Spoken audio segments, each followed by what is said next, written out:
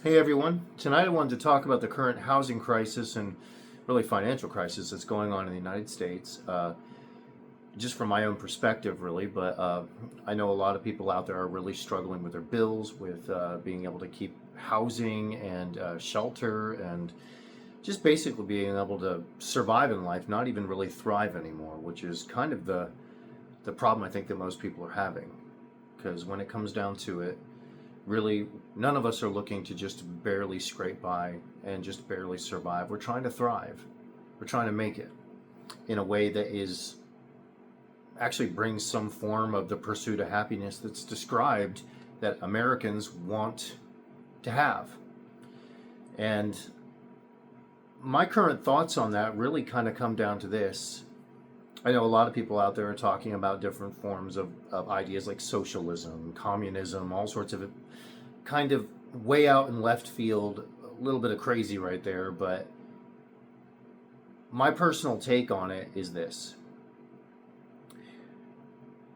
One way that we could begin to tackle this problem is to get as many people as we can to join up with their local governments, basically begin to get into positions where they're on boards of supervisors, places where there's authority had, to where we can set things up to where alternative forms of housing, tiny houses, other things that can be used to allow people to build up their wealth, to build up their income, their finances, improve upon everything to where eventually they'll begin to thrive, they'll begin to really prosper.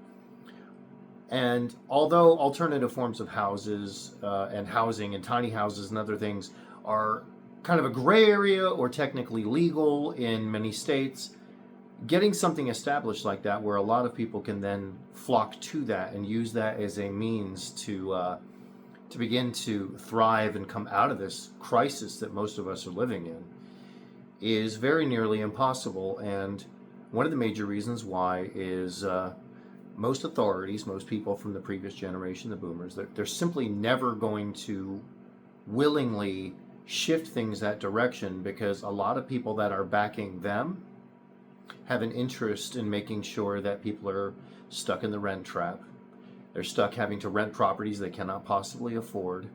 They want them to be stuck having to rent the apartments and other places that they really can't afford, that is stretching them way beyond what they can handle. And they are interested in making sure that there's never any competition out there. And you might say, well, how come there isn't any competition? Why doesn't somebody just start something? I've seen this happen a number of different times, people starting tiny home communities, beginning to try and figure out ways to have alternative forms of housing, other things that would work.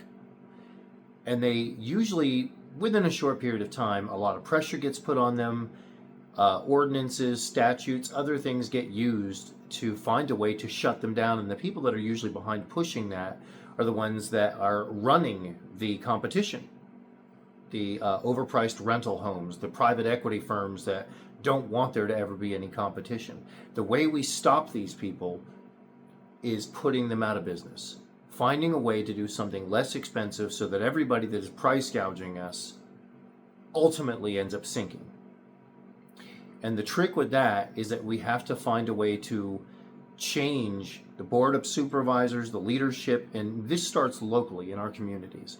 If we can figure out a way to alter and shift that by getting people elected in there, getting people appointed in there, getting a changeover to a new way of thinking to where all the competition isn't always constantly being put out of business by somebody finding a way to make them illegal, which is unfortunately the way a lot of it's being run right now. So if we can find a way to make competition that is going to sink these people, help us all improve our quality of life, allow us to thrive, allow everyone out here that's watching this to thrive, we would have to begin to change that leadership. We'd have to make really serious changes, and those of us that have a mind to we need to step forward and get into leadership positions like that, and that will begin to shift and change for everybody. So we need competition that will sink everything that is being overpriced and gouging us, especially when it comes to our living situations. Other things will probably follow suit after that, but I would love to hear people's thoughts and comments on this. Tell me what you think. I'm really interested in hearing, possible other solutions, maybe some things to tweak what I'm saying here, but certainly something to really seriously consider, because I have been thinking about this for some time. I myself am actually in effectively a very large cabin that I built and designed myself. It's debt free, and I highly encourage anyone who can to find a way to try to break free of that as much as possible. I've been hit with some financial stuff with myself recently that I am actually recovering well from, to some degree, because I'm not really carrying hardly anything in the way of debt. So I would love to form a community amongst people where we're supporting each other, encouraging each other to be able to find ways to beat this system the way that it is, beat the corruption, and help those of us that would love to form community and have a sense of community be able to thrive. Have homes that are affordable, be able to live debt free, be able to build ourselves up financially. I want others to be able to join me in that journey, and I'm looking for people that want to be able to do that. But in the meantime, leave your thoughts and comments below. Feel free to subscribe and certainly hit the notification bell. Let's do this. Let's see if there's a way we can really kind of come together and think about this and make things happen.